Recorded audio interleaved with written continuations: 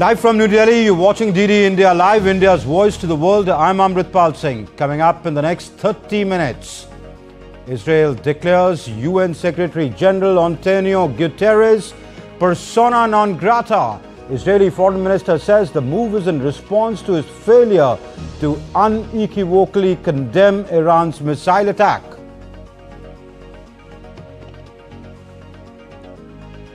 Calls grow louder for de-escalation after Iranian attack on Israel. Saudi Arabia hopes for de-escalation and dialogue. Kremlin calls for restraint. South Korea to send military aircraft to evacuate its citizens from West Asia. Taiwan braces for Typhoon Krathon landfall. Offices, financial markets and schools closed.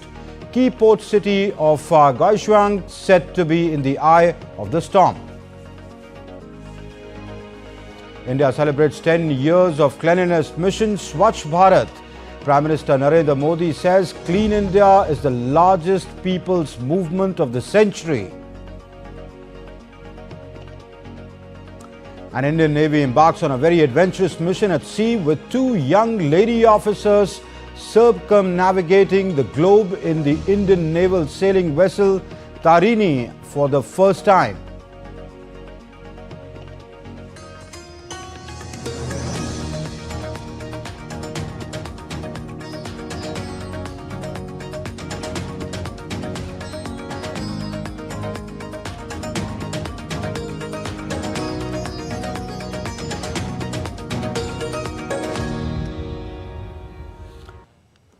Iran yesterday fired roughly 200 ballistic missiles at Israel, drawing strong reaction from Israeli Prime Minister Benjamin Netanyahu, who said that Iran had made a big mistake.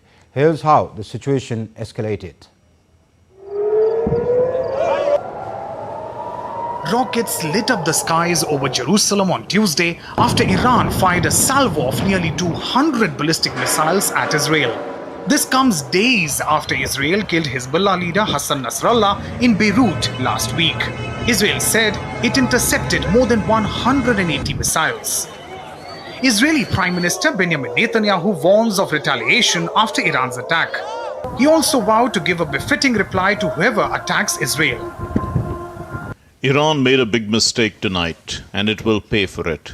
The regime in Iran does not understand our determination to defend ourselves and our determination to retaliate against our enemies. Sinwar and Deif didn't understand it. Nasrallah and Mohsen didn't understand it. Apparently, there are those in Tehran who do not understand this either. They will understand.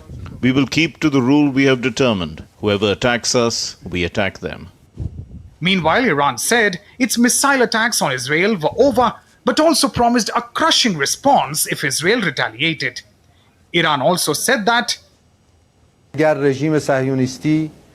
the Zionist regime that has gone crazy is not controlled by America and Europe and wants to continue these crimes or wants to do anything against our sovereignty and territorial integrity, tonight's operation will be repeated several times stronger and all their infrastructure will be targeted. Washington said it would work with longtime ally Israel to ensure Iran faced severe consequences for Tuesday's attack. US called on every nation in the world to condemn Iran's attack on Israel. US President Biden also ordered the US military to aid Israel's defense against any future assaults. Many leaders from across the world also voiced their condemnation against Iran's recent attack. British Prime Minister Keir Starmer, French President Emmanuel Macron and Japan's new Prime Minister, among others, said that Iran's attacks were unacceptable. United Nations Secretary General António Guterres appealed for an immediate ceasefire in Lebanon. India's External Affairs Ministry also expressed its deep concern at the escalating security situation in West Asia and urged for diplomacy and dialogue. India has advised Indian nationals in Israel and Iran to stay vigilant and adhere to the safety protocols as advised by local authorities. United Nations Security Council has called an emergency meeting on West Asia on Wednesday, while the European Union called for an immediate ceasefire. Israel's UN ambassador voiced strong reaction to Iran's unprecedented assault on Israel. Let me be very clear. We will defend our people. We will act. Iran will soon feel the consequences of their actions. The response will be painful. Israel's neighbors closed airspace and airline crews skirted an escalating conflict with many skiing diversions. Ayushi Bhatnagar reporting for DD India. And Israel's foreign minister on Wednesday declared the UN Secretary General António Guterres as persona non grata and barred him from entering Israel following his failure to unequivocally condemn Iran's massive missile attack on Israel. Posting on microblogging site X, he called UN chief an anti-Israel Secretary General and vowed to continue protecting Israel's citizens with or without the UN chief. And Saudi Arabia is hoping for a de-escalation and dialogue. The country's economy minister, Faisal Al-Ibrahim, made the comments on Wednesday when asked at a conference in Berlin about the situation in West Asia. Take a listen. The kingdom's position, of course, is one of de-escalation and of dialogue and of resolving these challenges. Mainly because this is something that's regional and is in proximity to many countries that want to see a more prosperous future. The kingdom.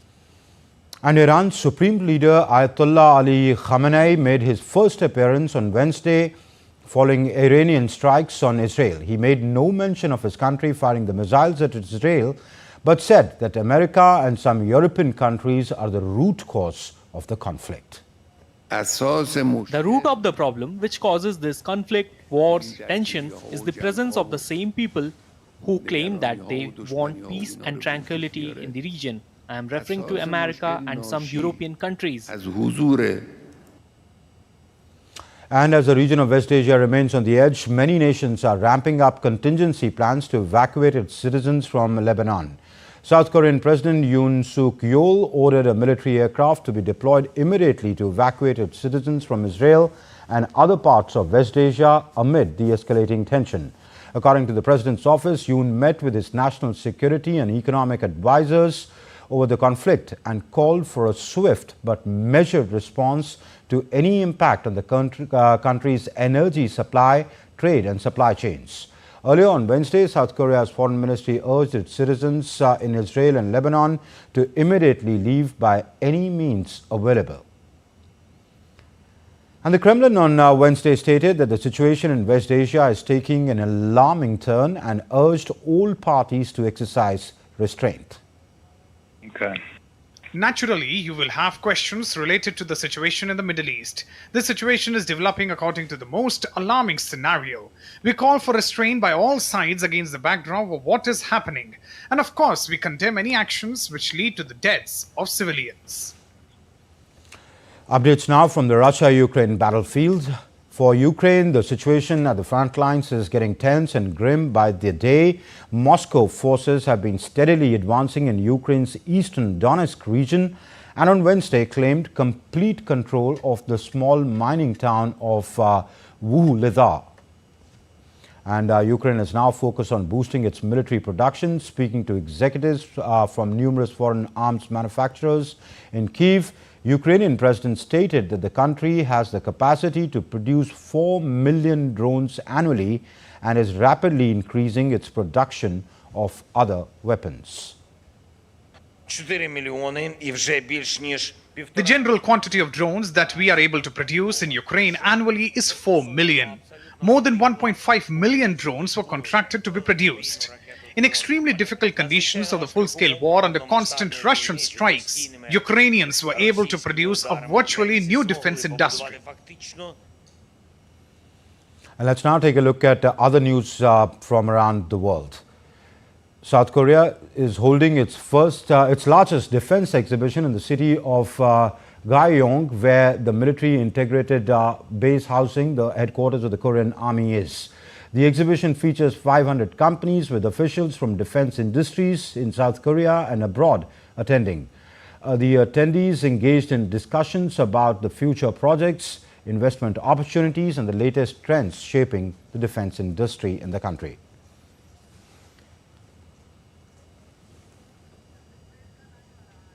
And let's now go over to the United Nations, where Secretary General António Guterres is speaking.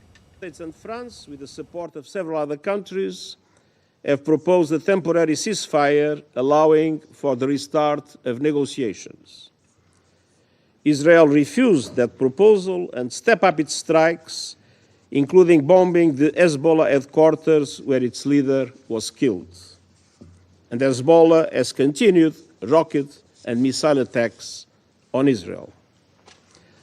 And yesterday, the Israel Defense Forces conducted what it stated were limited incursions into southern Lebanon.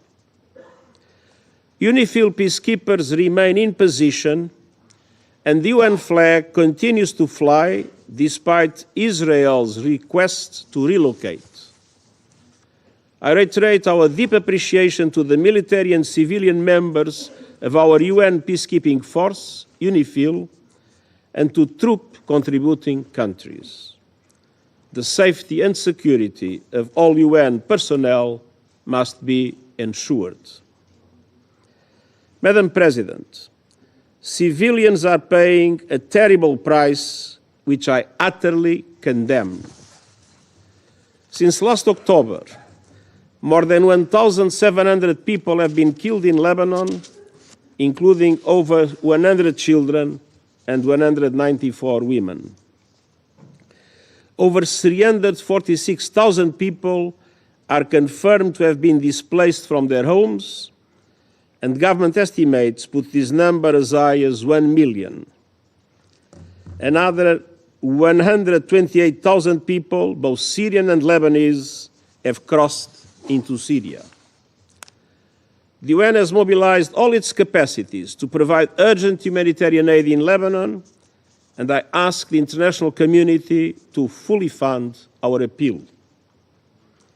Since October 8th, Hezbollah attacks on Israel have killed 49 people, with over 60,000 people displaced from their homes. It is absolutely essential to avoid an all-out war in Lebanon, which would have profound and devastating consequences. Madam President, yesterday Iran launched approximately 200 ballistic missiles towards Israel. It stated it was in response to the killings of Hassan Nasrallah and the Islamic Revolutionary Guards Corps Commander Abbas Nilforushan last week, as well as that of Hamas leader Ismail Haniyeh in Tehran in July. Millions of people across Israel and the occupied Palestinian territory were forced to seek shelter. One person was killed from the Iranian strikes, a Palestinian in the occupied West Bank. As I did in relation to the Iranian attack in April, and as should have been obvious yesterday in the context of the condemnation I expressed, I again strongly condemn yesterday's massive missile attack by Iran on Israel. And these attacks, paradoxically, do nothing to support the cause of the Palestinian people or reduce their suffering. Almost 1 year has passed since the atrocious 7 October acts of terror by Hamas and the taking of hostages. And since last October, Israel has conducted in Gaza the most deadly and destructive military campaign in my years as Secretary General. The suffering endured by the Palestinian people in Gaza is beyond imagination. At the same time, the situation in the occupied West Bank, including East Jerusalem, continues to deteriorate with Israeli military operations, construction of settlements, evictions, land grabs, and intensification of settler attacks, progressively undermining any possibility of a two-state solution. And simultaneously, armed Palestinian groups have also used violence. Hamas has continued to launch rockets, and just yesterday, 7 Israelis were killed in a terror attack in Jaffa. Madam President, the events of the past week, the past months, and indeed nearly the past year make it clear. It's high time for an immediate ceasefire in Gaza, with the immediate and unconditional release of all hostages, the effective delivery of humanitarian aid to Palestinians in Gaza, and irreversible progress to a two-state solution. It's high time for a cessation of hostilities in Lebanon, re-election towards full implementation of Security Council resolutions 1559 and 1701, paving the way for diplomatic efforts for sustainable peace. It's high time to stop the sickening cycle of escalation after escalation that is leading the people of the Middle East straight over the cliff. Each escalation has served as a pretext for the next. We must never lose sight of the tremendous toll this growing conflict is taking on civilians. And we cannot look away from systematic violations of international humanitarian law. This deadly cycle of tit-for-tat violence must stop. Time is running out, and I thank you. Je remercie le secrétaire général de son exposé et je donne maintenant la parole aux membres du Conseil qui souhaitent faire. All right, so that was the UN Secretary General António Guterres speaking at the emergency meeting of the UN Security Council that has been called to discuss the crisis in West Asia. The UN Secretary General said that it's high time to prevent an escalation into Lebanon and high time for a ceasefire. The UN Secretary General said that Hezbollah has continued the rocket and missile attacks on Israel, and yesterday the IDF conducted what it stated were limited incursions into southern Lebanon. He says the peacemakers remain, that's the UNFL peacemakers or the UN peacemakers remain in position, and the UN flag continues to fly high despite Israel's request to relocate. And he appreciated the forces. He condemned, he said it's escalation after escalation. And he said with the United States and France, with the support of several other countries, have proposed a temporary ceasefire for allowing a restart of the negotiation.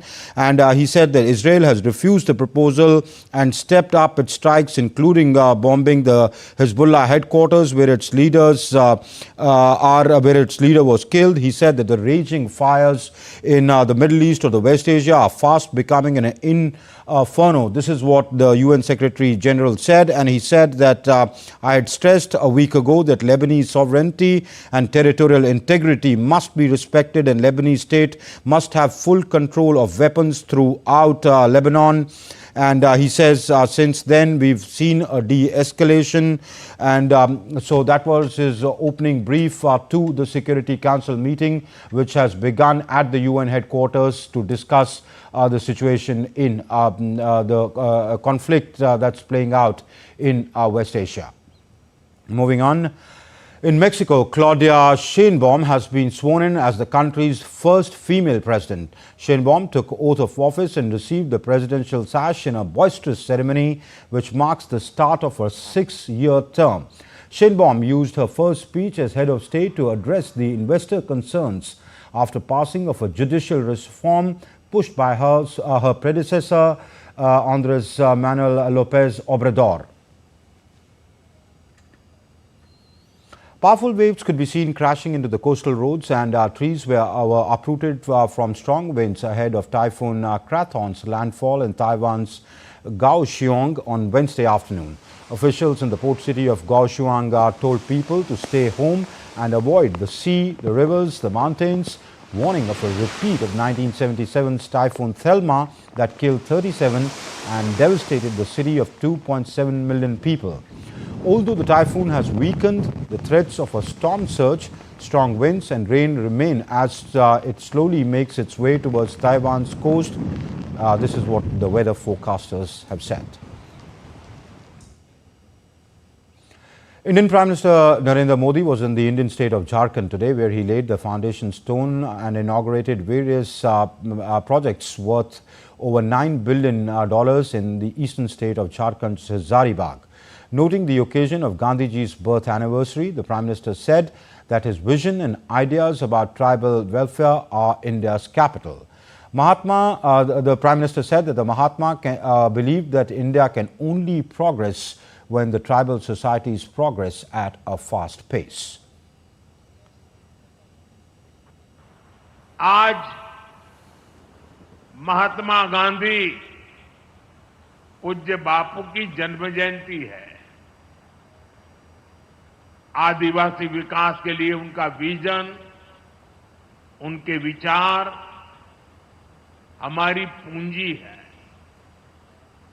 Gandhi ji का मानना था कि भारत का विकास तभी हो सकता है जब जनजातीय समाज का तेज विकास हो।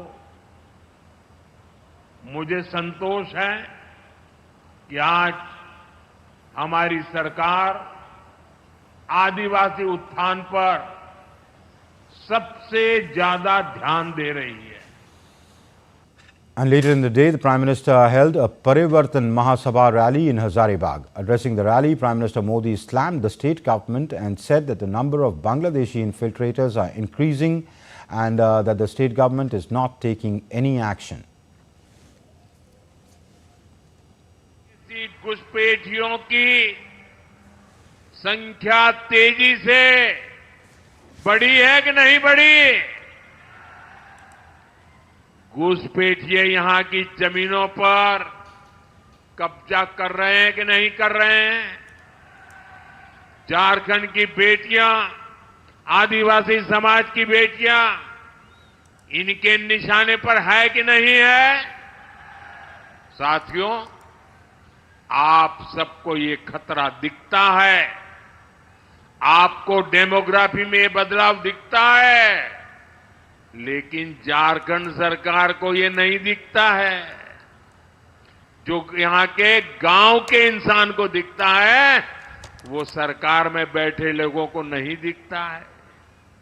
वो ये मानने को तैयार ही नहीं है कि झारखंड में जनसंख्या संतुलन बिगड़ रहा है, आदिवासियों की आबादी घट रही है। हालात ये है, हाईकोर्ट इस गंभीर मामले पर चिंता जता रहा है, लेकिन जेएमएम सरकार कोर्ट में हलफनामा दायर करने के घुसपैठ से इंकार कर देती है। आप मुझे बताइए, क्या ये लोग झारखंड की पहचान को सुरक्षित रख पाएंगे क्या? घुसपैठियों की बढ़ती आबादी, आदिवासी समाज की घटती संख्या, ये जेएमएम और कांग्रेस की सत्ता की भूख का नतीजा है।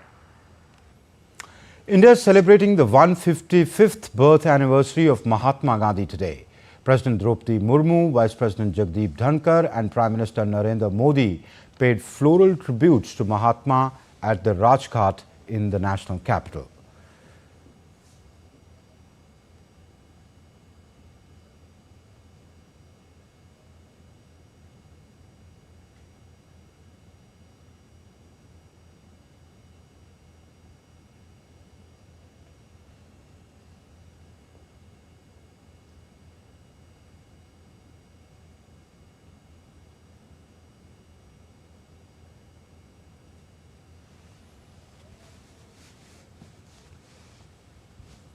And the Speaker of the lower house of the Indian Parliament, Om Birla, also paid tributes to the Mahatma at Rajghat.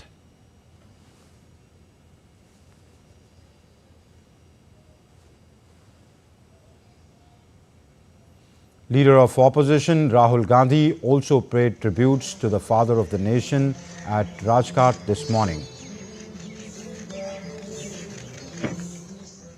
An interfaith prayer meeting was organized at the Gandhi Smriti on the occasion of Gandhi Jayanti in New Delhi. And that's it in this edition of DD India Live. But do let us know your thoughts on the news of the day. For those on the go, you can get all the latest news and updates from India and across the world on DD India's mobile app. The app is available both on Android and iOS platforms. Scan the QR code you see on your screens right now to download. We'll be back with more news as it breaks here on DD India. I'm Amritpal Singh, and for my entire team here in Delhi, thank you very much for watching DD India Live.